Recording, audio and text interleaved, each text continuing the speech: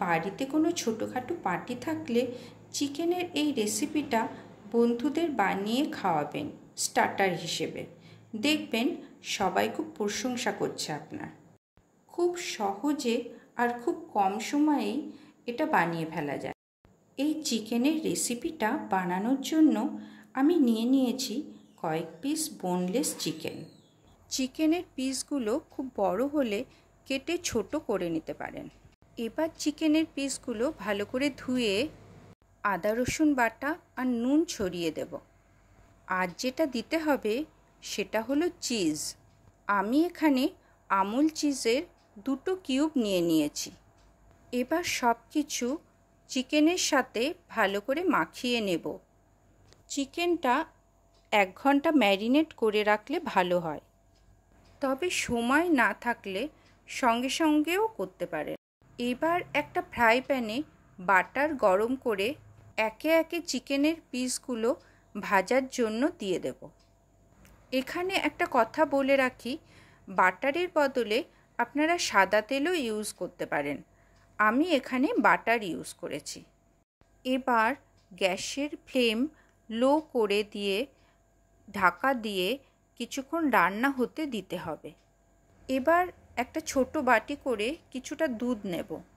3-4 minute পর ঢাকা খুলে ওই বাটির দুধটা চিকেনের ওপর ছড়িয়ে দেব। আবার ফ্রাই প্যানটা ঢাকা দিয়ে দেব। এবার গ্যাস মাঝারি আঁচে রাখব। কিছুক্ষণ পর ঢাকা খুলব। এবার চিকেনের পিসগুলো উল্টে দেব অন্য পিঠ ভাজা হওয়ার জন্য। নরম হয়েছে কিনা একটু চেক করে নিতে হবে। আর সামান্য পোড়া পোড়া নরম ভাজা হলেই বুঝবেন আপনার চিজি চিকেন একেবারে তৈরি। এবার রেসিপিটার দ্বিতীয় অধ্যায় শুরু। পেঁয়াজ, ক্যাপসিকাম আর গাজর বড় বড় টুকরো করে কেটে নিতে হবে। আগের মতোই চিকেনের পিসগুলো যা যা দিয়ে ম্যারিনেট করেছিলাম সেই সব জিনিসই এখানেও দিতে হবে। আদা রসুন বাটা, নুন আর চিকেন ম্যারিনেট করার সময় কিছুটা চিজ পড়েছিল, সেটাই আমি এই সবজিগুলোতে মাখিয়ে নিলাম। একই ফ্রাই প্যানে আবারও একটু বাটার গরম করে নিলাম।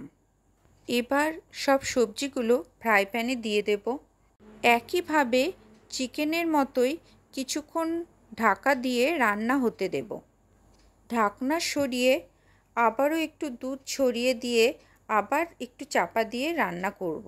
3-4 মিনিটের মধ্যেই সবজিটাও আমার তৈরি হয়ে গেল।